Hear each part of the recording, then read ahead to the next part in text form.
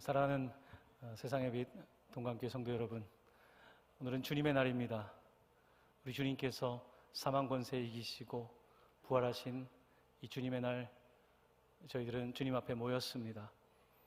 오늘 생명의 빛 되신 예수 그리스도의 놀라운 생명이 여러분들에게 다시 한번 살리고 일으키시는 은혜 주시기를 예수님의 이름으로 간절히 축원합니다. 한 주간 세상 일로 수고하고 지친 여러분, 오늘 예수 그리스도의 생명이 여러분에게 놀라운 능력이 되어서 예배를 마치고 떠날 때에는 세상의 빛으로 다시 한번 결단하며 빛을 발하는 모든 빛의 자녀 동강의 성도 되시기를 다시 한번 예수님의 이름으로 간절히 축원합니다. 아멘. 오늘 우리는 지난 2년 동안의 가스펠 프로젝트 구약을 마치고 올해 내년까지 신약 성경을 통해서 하나님의 구약이 어떻게 신약으로 새로운 약속으로 성취되었는지에 대해서 함께 그 은혜를 나누고자 합니다. 오늘 마태복음 1장은 구약과 신약을 연결하는 아주 중요한 고리가 되는 장입니다. 저는 어릴 때 이 마태복음 1장 예수 그리스도의 족보라고, 오늘 우리 본문에는 계보라고 되어 있는 이 내용을 읽으면서 구약에도 그렇게 이름이 많이 나오는데 또 신약 시작부터 마태복음부터 누가 누구를 낳고 누가 누구를 낳고 42명이나 되는 사람들의 이름이 등장하는 걸 보면서 성경은 참 지루하고 어렵다는 생각을 했습니다. 오늘 이 마태복음은 왜 이렇게 별로 우리와 상관이 없는 것 같은 사람들 42명의 그 족보의 이름을 언급하고 있는 것일까요? 오늘 그 이야기를 여러분들과 함께 하고자 합니다. 성경에는 그 족보가 참 많이 나옵니다. 우리 한국 사람들도 참 족보 좋아하지 않았습니까? 그런데 유대인들도 족보를 굉장히 좋아합니다. 창세기 신나게 읽다가 5장에 가면 아담부터 노아까지 족보가 등장합니다. 낳고가 시작이 됩니다. 역대상이라고 하는 성경에 가면요, 무려 1장부터 9장까지가 다 족보입니다. 역대상, 와, 정말 이거 언제 다 읽나 하는 이야기가 펼쳐지게 됩니다. 오늘 마태복음 1장도 꽤 긴 족보의 이야기입니다. 상대적으로는 짧다고 말할 수가 있을 것입니다. 왜 이렇게 계보가 중요하고 족보가 중요한 것일까요? 그것은 역사가 중요하기 때문입니다. 역사를 모르는 민족에게 미래는 없는 것이죠. 바로 이 역사를 안다는 것, 그 과거를 안다는 것은 바로 우리의 미래를 알 수 있고 미래를 만들어갈 수가 있는 것입니다. 과거의 이야기, 그런데 과거가 다 역사는 아닙니다. 과거에 있었던 사건을 다 어떻게 기록하겠습니까? 과거가 역사는 아닙니다. 역사는 기록되어야 역사입니다. 역사가 기록되려면 어떤 사건을 기록할 것인지에 따라서 그 역사가 달라지게 되는데, 결국은 이것을 기록하는 역사관이 중요합니다. 어떤 역사관을 가지고 있느냐에 따라서 그 역사는 달라지게 됩니다.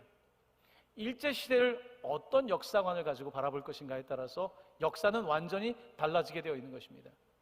오늘 우리의 교회의 역사를 어떤 관점에서 바라보느냐에 따라서 교회의 과거도 미래도 달라질 수밖에 없는 것입니다. 바로 이 역사, 오늘 이 역사를 마태복음은 기록하면서 독특한 역사관을 가지고 있습니다. 그 역사관의 핵심은 그리스도 중심의 역사관입니다. 모든 역사의 초점은 예수에게 맞춰진다라고 하는 그런 관점에서 마태복음과 다른 복음서들이 기록된 것입니다. 우리는 이와 같은 역사관을 일컬어서 구속사라고 말합니다. Salvation History, 구원의 역사, 구속사라고 말하는 것입니다. 구속사란 무엇입니까? 하나님께서는 세상을 창조하셨고 인간은 죄를 범하고 타락하게 되었고, 하나님께서는 하지만 세상을 이처럼 사랑하셔서 세상을 포기하지 아니하시고 계속해서 세상을 구원하시는 하나님이시다. 하나님은 구원의 여러 가지 방법을 구약 성경에서 보여주셨는데, 하나님의 구원의 가장 큰 절정은 바로 준비하신 분이 오실 거다.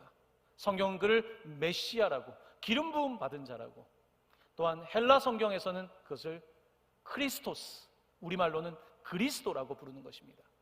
바로 그 그리스도가 올 것이다. 마태는 바로 구약에서 약속했던 그 구원의 절정의 역사인 그 메시아가, 그리스도가 이 땅 가운데 오셨는데 그가 누구인가? 바로 그가 예수라고 증언하고 있는 것입니다. 자, 오늘 마태복음 1장 1절은 이미 분명한 역사관이 들어가 있는데요, 우리 화면에 이 말씀을 다시 봉독하도록 하겠습니다. 아브라함과 다윗의 자손 예수 그리스도의 계보라. 아멘. 마태복음의 주제는 예수 그리스도입니다. 예수 그리스도가 중심인데 예수 그리스도의 계보를 보여주고 싶은 것입니다. 여러분, 하나님의 아들에게 무슨 계보가 있습니까? 하나님의 아들이면 이미 계보는 끝난 거 아닙니까? 그런데 성경은 그렇게 말하지 않습니다.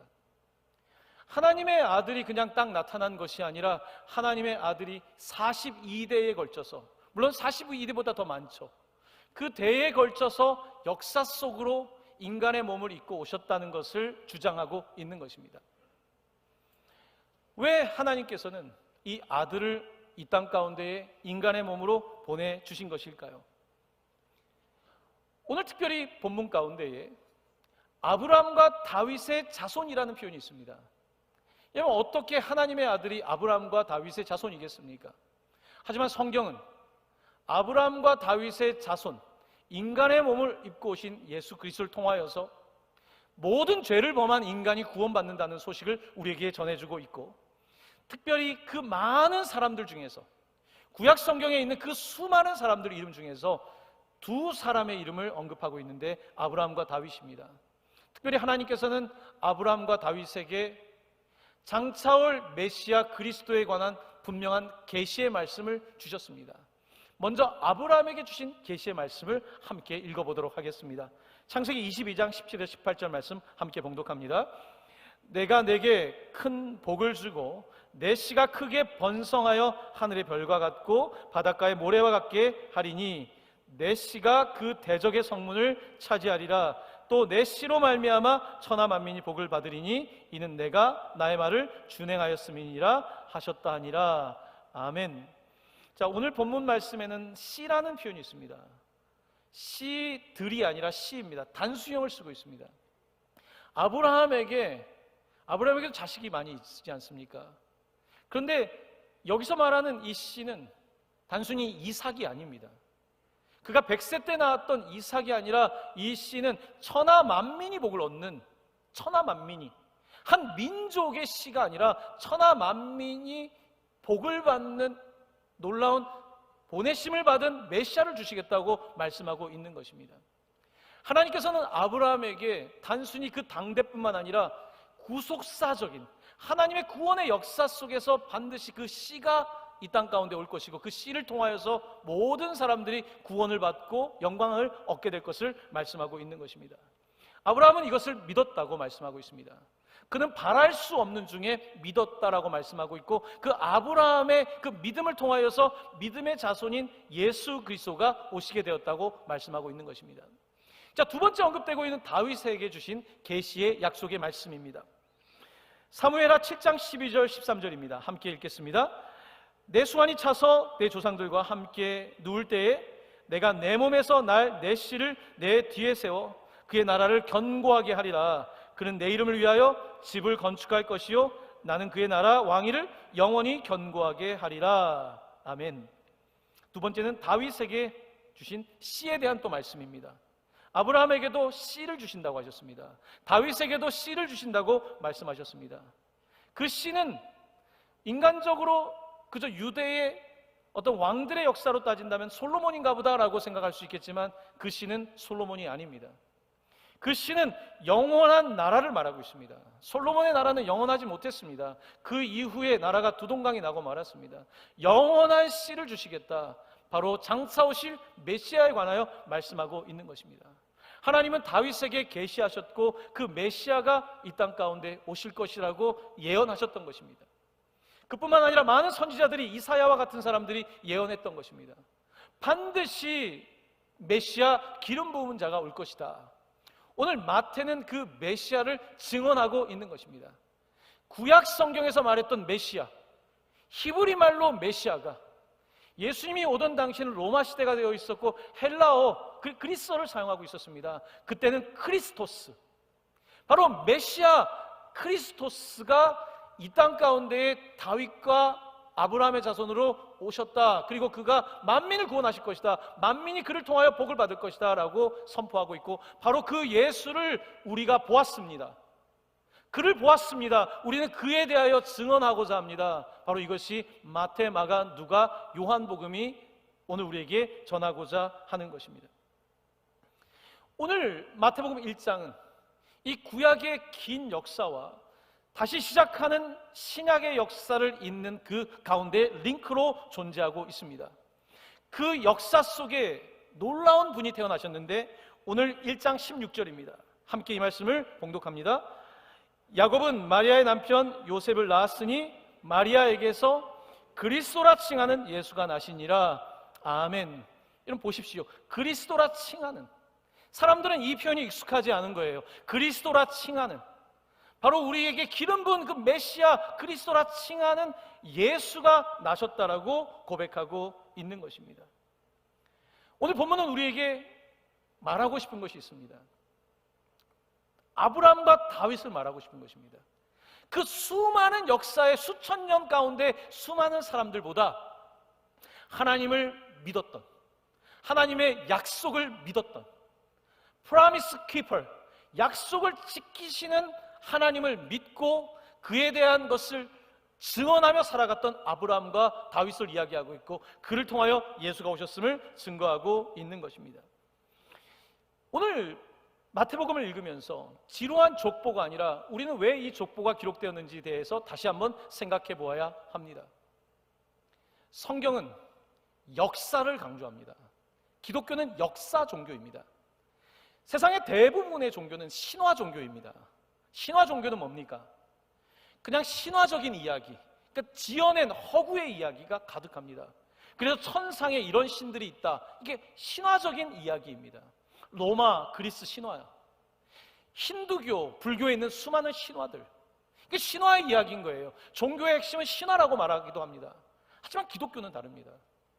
천상에 있는 신화를 얘기하는 것이 아니라 하나님께서 우리가 눈에 보는 세상을 창조하셨다.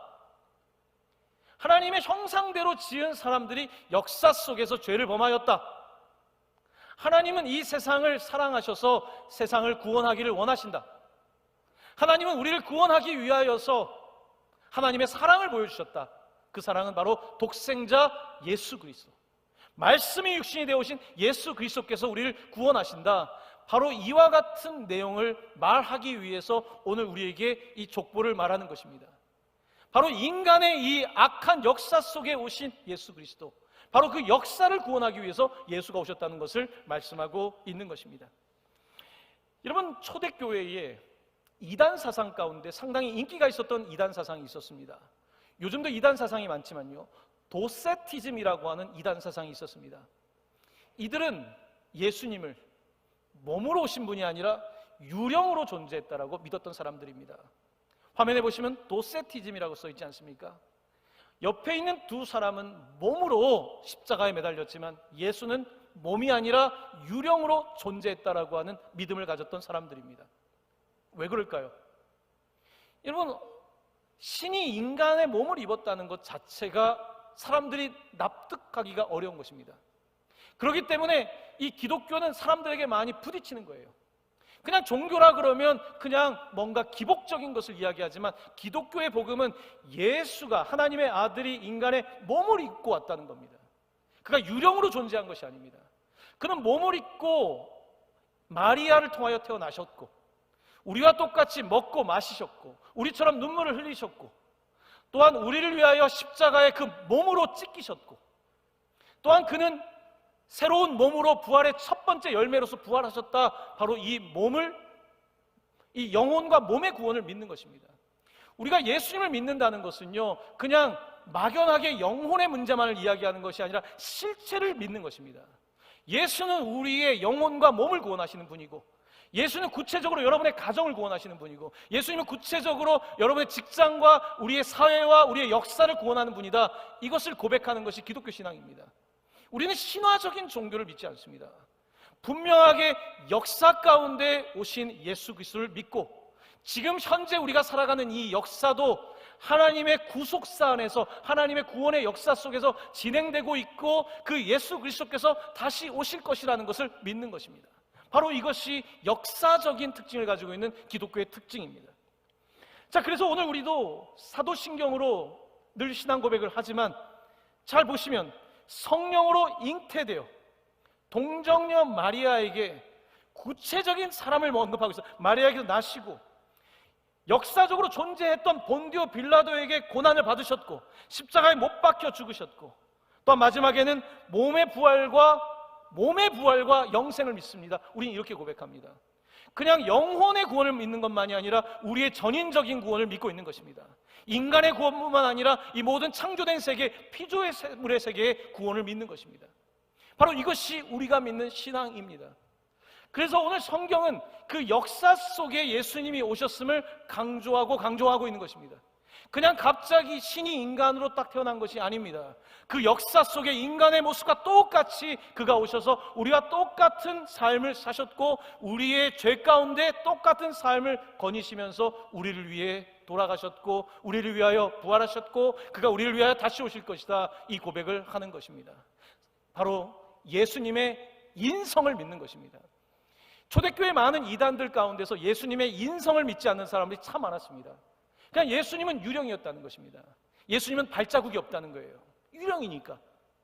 유령처럼 존재했던 그러한 그리스의 그런 신화적인 생각을 깨뜨리는 복음이 들어와서 세상을 바꾸기 시작합니다. 여러분, 사람들이 신화적인 종교에 있을 때는요, 세상을 바꾸지 못합니다. 왜 기독교가 들어간 곳마다 여러분 민주주의가 일어나고 자본주의가 일어나고 사람들이 발전했겠습니까? 신화적인 세계에 있는 사람들은요, 여전히 신화 속에서 살아가기 때문에 세상을 변화시키는 일에 별로 관심이 없습니다. 하지만 역사 종교인 기독교 신앙이 들어가는 곳곳마다 세상이 바뀝니다. 우리 대한민국의 이 한반도 땅에 기독교 복음이 들어오면서 사람들에게 역사의식이 생겨나는 것이고, 역사의식이 생겨나게 될 때에 우리의 사회를 바꿔야 되겠다, 우리의 가정을 변화시켜야겠다, 이런 구체적인 믿음이 생겨난 것입니다. 예수 그리스도를 천상의 그냥 신으로만 믿는 것이 아니라 오늘 우리의 삶의 아픔과 우리의 고통을 구원하실 그 메시아 그리스도로 고백하기 시작한 것입니다. 그렇게 고백하기 시작할 때에 사람들의 삶에 변화가 나타난 것입니다. 바로 예수를 믿기 시작할 때 내 삶이 구체적으로 바뀐 것입니다. 내 구체적인 거짓이 떠나가고 내 삶의 구체적인 어두운 면들이 떠나가게 된 것이고, 우리 가정에 변화가 나타난 것이고, 나라와 민족의 변화가 생겨난 것입니다. 우리는 그 역사적인 예수를 믿는 것입니다. 예수의 인성도 믿는 거예요. 예수의 신성뿐만 아니라 예수의 구체적인 인성을 믿는 것입니다. 바로 이것이 기독교 신앙입니다. 기독교 신앙은 위대합니다. 기독교 신앙은 변혁적인 신앙입니다. 기독교 신앙을 받는 나라들마다 놀라운 변화를 경험합니다. 예수 그리스도를 믿는 가정들이 변화를 경험합니다. 한국 사회의 전반적인 변화를 일으켰던 초창기에 이 구한 말부터 우리 한국 사회를 이끌었던 사람들은 대다수가 크리스찬들입니다. 왜냐하면 그들은 구체적인 구원을 믿었기 때문입니다. 사회를 변혁시키는 구원을 믿었기 때문입니다. 바로 빛과 소금의 역할에 관하여 확신을 가졌기 때문입니다. 바로 이 기독교 복음이 오늘 선포되고 있는 것입니다. 그 구약의 약속이 오늘 예수를 통하여 이루어졌음을 말씀하고 있는 것입니다. 자, 이렇게 오늘 우리는 이 예수님의 족보가 단순히 족보가 아니라 이것이 놀랍게도 해석된 역사라는 것, 분명히 역사관을 가지고 기록되었다는 것을 기억해야 되는데요. 자, 오늘 특별히 본문 가운데서 마태가 우리에게 가르치고자 하는 독특한 역사관이 있습니다. 그 내용은 마태복음 1장 17절입니다. 우리 이 말씀을 한 목소리로 같이 봉독하겠습니다. 시작. 그런즉 모든 대수가 아브라함부터 다윗까지 14대요 다윗부터 바벨론으로 사로잡혀 갈 때까지 14대요 바벨론으로부터 사로잡혀간 후부터 그리스도까지 14대더라. 아멘. 여러분, 14대를 끊고 있습니다. 이게 역사관입니다. 여러분, 누가 그렇게 끊으라 그랬습니까? 역사를 보는 사람이 그렇게 끄는 거예요. 3등분을 예수님 전에 나눈 것입니다. 첫 번째는 아브라함부터 다윗까지입니다. 믿음의 시작, 태동을 말하고 있는 것입니다. 믿음의 족속이 생긴 거예요. 믿음의 민족이 생겨나서 이 사람들은 다른 민족과 다르게 믿음을 가지고 살았던 아브라함의 자손들 14대를 이야기하고 있습니다. 그 다음은 다윗부터 바벨론 포로로 잡혀까지 갈 때까지 14대입니다. 다윗부터의 이 14대는 나라입니다. 하나님이 통치하시는 나라, 하나님이 약속하신 그 나라의 통치 방식으로 하지만 실패를 거듭하고 있는 이 나라에 대해서 14대를 언급하고 있습니다. 마지막 14대는 바벨론 포로로 잡혀갔다가 회복되는 그 시기, 하나님께서 불순종했던 하나님의 통치를 잊었던 사람들을 바벨론의 포로로 보내시고 그들을 회복하시는 역사 14대가 있습니다. 그리고 그 14대 다음에 예수 그리스도께서 오셨다고 말씀하고 있습니다. 자, 그런데 성경을 읽으면서 제가 어린 시절에 고민을 했던 부분인데요, 왜 아브라함 때부터 예수님 때까지가 42대밖에 되지 않을까? 여러분, 태정태세 문단세 왕의 이름을 세워도 조선 500년이 27명의 왕이거든요. 태정태세 문단세 쭉 나가도 이렇게 왕이 많은데 왜 이렇게 그 긴 역사가 42대밖에 없을까? 이게 질문이었습니다. 여러분, 여기에는 독특한 유대인들의 족보 계산법이 있습니다. 오늘 본문에는 모든 사람의 이름을 언급하지 않습니다. 누가 누구를 낳고 누가 누구를 낳을 때에 아버지가 아들을 낳은 것이 아니라 고조 할아버지가 그 다음으로 연결되는 이 갭이 있다는 거예요. 그 대표적인 예를 말씀드려 보겠습니다. 오늘 8절입니다. 1장 8절을 보시면 화면을, 아사는 여호사밧을 낳고 여호사밧은 요람을 낳고 요람은 요시야를 낳고, 마지막에 보면 요람과 요시야 사이에는 4대가 빠져 있습니다. 이런 식으로 이빨이 빠져 있는 거예요. 모든 사람을 기록하지는 않습니다. 이것은 선택인 거죠. 자, 오늘 마태의 선택은 오히려 모든 사람을 넣는 것보다 14, 14, 14가 중요해 보입니다. 왜 14, 14, 14를 강조하고 있는 것일까요? 여기에 대해서 궁금증이 있는 거예요. 특별히 히브리어는 알파벳의 숫자가 있습니다.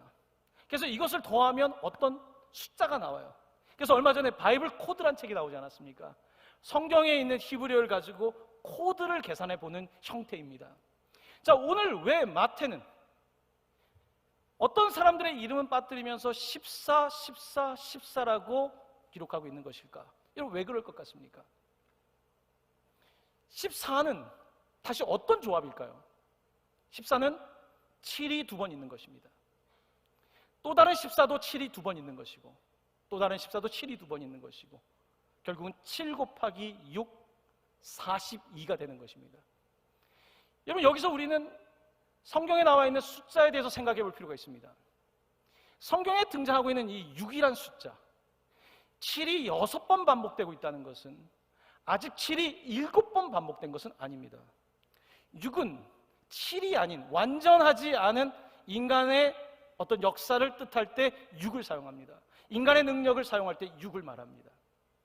바로 6, 7이 6번 반복되고 있는데 예수 그리스도께서 어디에 계시냐면 7이 6번 반복 사이클을 끝내고 그 사이클이 끝나고 7이 시작되는 7의 첫 번째에 예수 그리스도가 위치하고 있다는 것을 여러분들은 보셔야 됩니다. 성경은 우리에게 무엇을 말하려는 것일까요? 구약의 역사는 율법의 역사입니다. 구약의 역사는 율법으로 우리가 하나님께 나아가는 거죠. 법을 지키고 법대로 죄를 범하였지만 희생제사를 드리고 하나님께 나아가 구원을 받는 이 역사를 그리고 있습니다. 하지만 7의 사이클이 시작되는 바로 그 예수 그리스도로부터 은혜의 사이클이 시작되고 있다는 것을 여러분 보셔야 됩니다. 은혜의 사이클이 시작되고 있는 거예요. 예수 그리스도로 말미암아 이제는 구약의 약속이 예수로 말미암아 성취되고 있는 것입니다. 예수는 7을 시작하신 분이고 바로 그 7의 역사는 계속해서 제자들을 통하여서 초대교회를 통하여서 사도행전에 많은 교회에 보낸 편지들을 통하여서 우리는 그 역사가 이루어지는 것을 보고 있고 예수님 오신 지 2000년이 지난 이때에 우리는 그 사이클 속에 살아가고 있는 것입니다.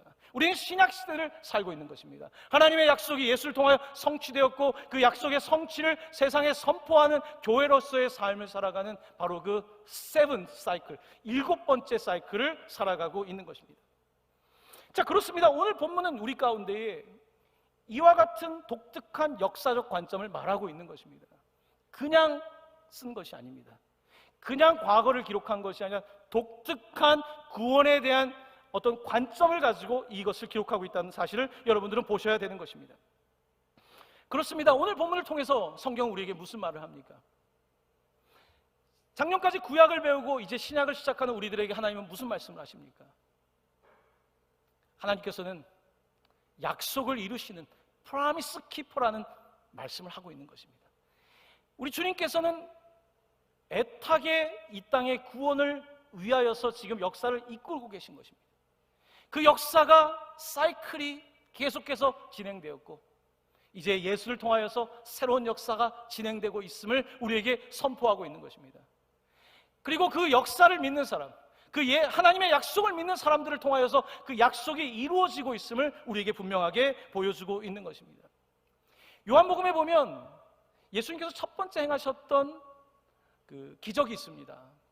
가나의 혼인잔치 기적입니다. 이 혼인잔치에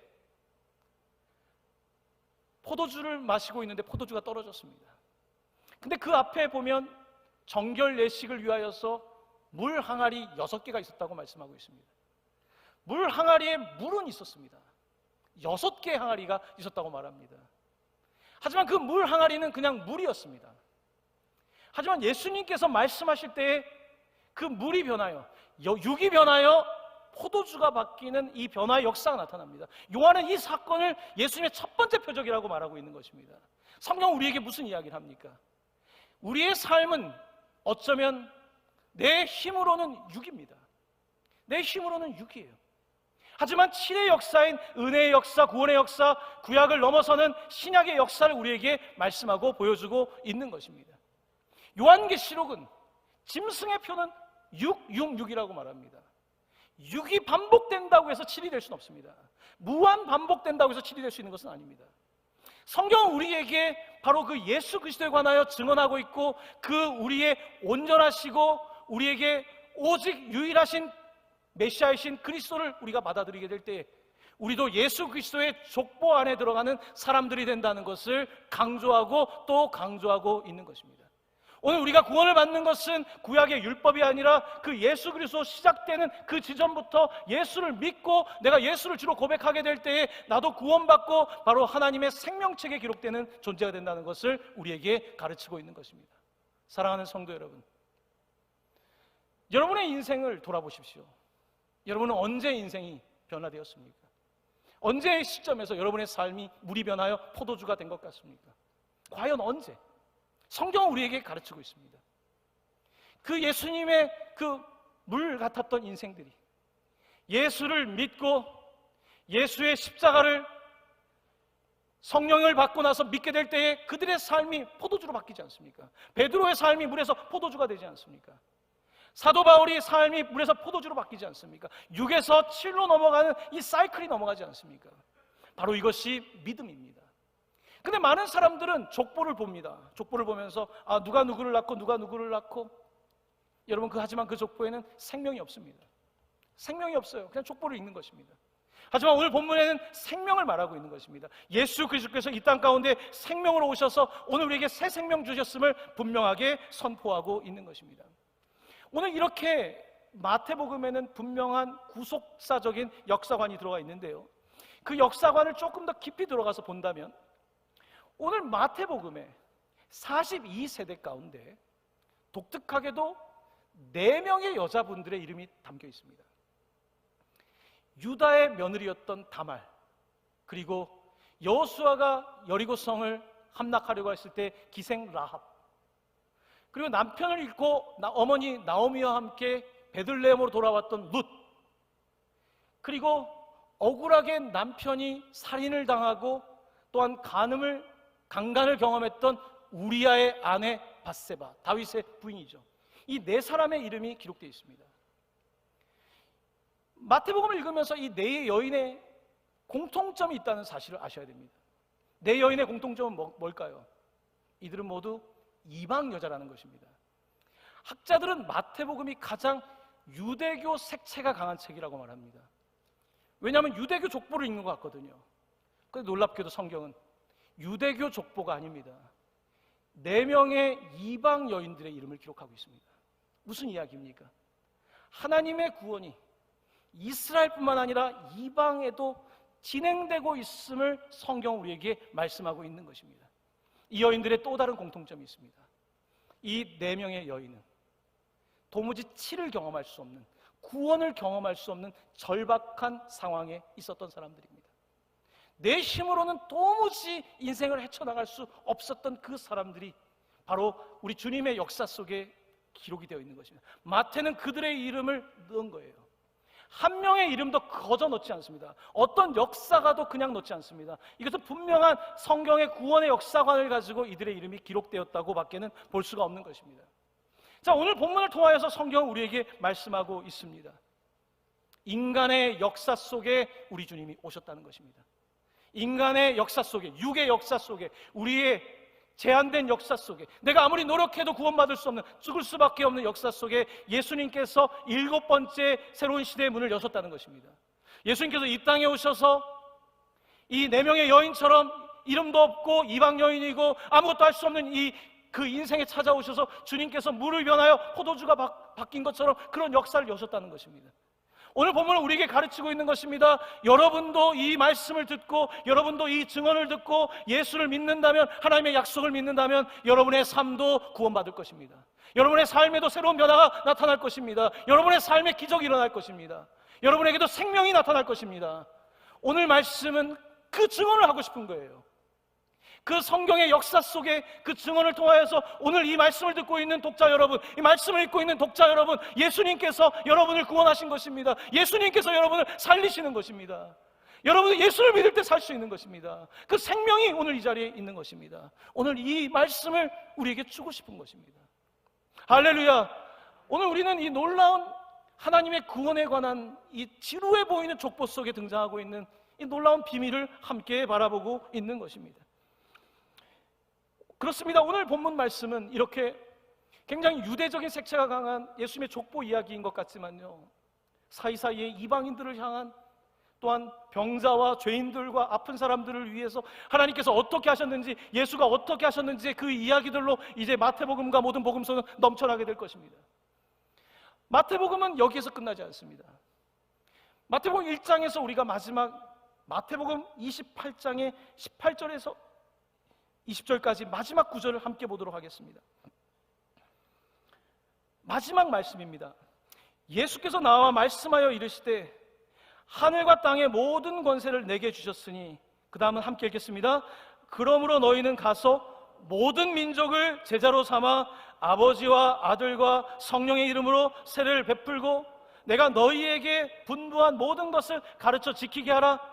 볼지어다 내가 세상 끝날까지 너희와 항상 함께 있으리라 하시니라. 아멘. 여러분, 유대 민족 족보로 시작한 마태복음은 내가 하늘과 땅의 모든 권세를 하나님이 주셔서 그 권세를 가지고 너희들을 이제 보낸다. 너희들은 가라, 세상으로. 그래서 모든 민족으로, all nations, 열방으로 제자를 삼아라.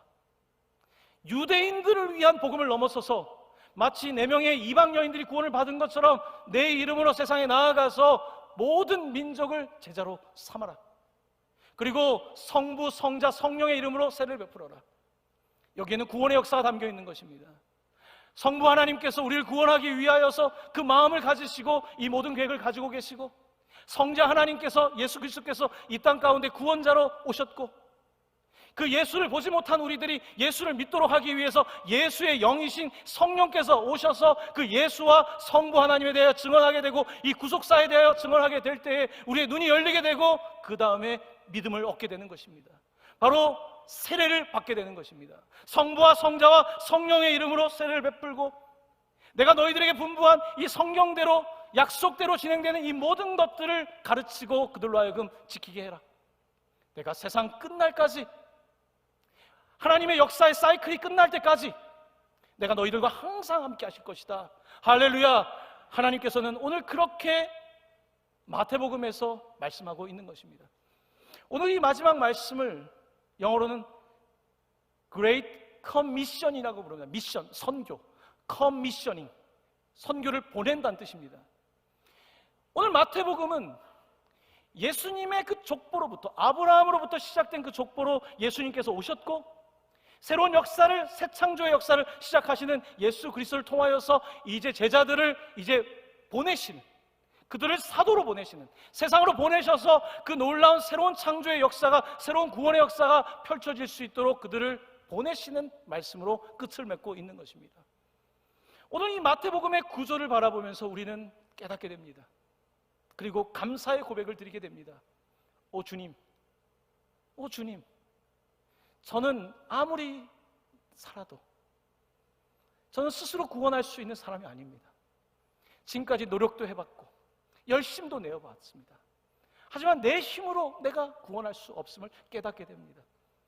오직 성경에서 약속하신 그 구세주 예수 그리스도를 믿음으로 말미암아 오늘 우리도 예수님의 족보 안에 들어가는 인생이 되었고, 족보 안에 들어가는 것뿐만 아니라 모든 민족을 제자로 삼아 그들도 예수님을 믿는 사람들이 되도록 하겠습니다. 바로 그와 같은 결단으로 오늘 본문 말씀은 우리를 이끌고 있는 것입니다. 사랑하는 성도 여러분, 오늘 설교의 제목은 믿는 자에게 약속은 성취된다입니다.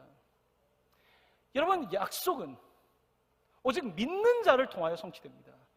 아브라함과 다윗과 약속을 믿는 자를 통하여 성취됩니다. 마리아가 13살밖에 되지 않는 소녀이지만 하나님의 약속을 믿고 이 아이를 잉태하고 이 아이를 낳았던 것입니다. 그의 약혼자였던 요셉도 그 약속을 믿고 이 메시아를 낳아서 기르는 일을 한 것입니다. 예수님의 수많은 제자들이 그 약속을 믿고 살아갔던 것입니다. 초대교회가 그 약속을 믿고 살아갔던 것입니다. 우리는 약속을 믿는 사람들입니다. 약속을 믿는 자에게 하나님은 그 약속을 성취하시는 것입니다. 여러분, 미래는 약속을 믿는지 믿지 않는지에 달려 있습니다. 우리 교회의 미래는 밝습니다. 우리 교회의 미래가 밝은 것은 통계학적인 미래가 밝은 것이 아닙니다. 우리 교회의 미래가 밝은 것은 약속을 믿고 있기 때문입니다. 약속을 믿고 있기 때문에 미래가 밝은 것입니다. 하나님의 약속을 믿고 있기 때문에 내 삶이 하나님께서 축복하시는 것입니다. 하나님의 약속을 믿고 있기 때문에 하나님께서 여러분에게 복을 주시는 것입니다. 우리는 이 약속을 믿는 사람들입니다. 사람들은 이것을 어리석다라고 말할지 모르겠지만 저는 이 약속을 믿습니다. 사랑하는 성도 여러분, 이 약속을 믿으시길 바랍니다. 약속을 믿을 때의 약속이 여러분에게 성경의 약속대로 성취될 줄로 믿습니다. 여러분의 각 가정들마다 하나님께서 우리 가정의 약속을 이루셨습니다. 하나님께서 우리 교회의 약속을 이루셨습니다. 하나님이 이 민족을 향한 약속을 이루셨습니다. 고백하는 놀라운 세상의 빛 동강교회 될 수 있기를 예수님의 이름으로 간절히 축원합니다. 아멘.